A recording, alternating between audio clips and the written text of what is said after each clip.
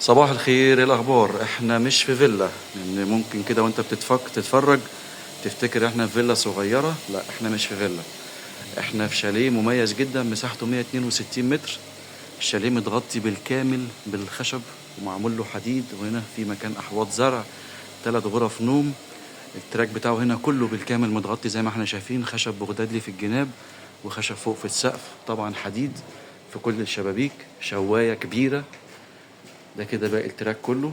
طبعا ممكن بقى نعمل هنا قاعدة، نعمل حمام سباحة للأطفال، نزرع، نحط حاجات ياما. لو حطيت ده كله بنجيل صناعي هيبقى موضوع تاني خالص.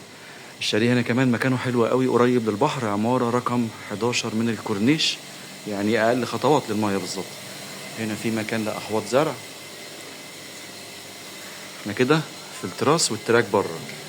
نخش بقى على الشاليه جوه. شاليه مجدد بالكامل، مسجل في الجمعية. دي كده أول غرفة نوم، في عداد كهرباء. وهنا ده مكان المطبخ، مطبخ كبير.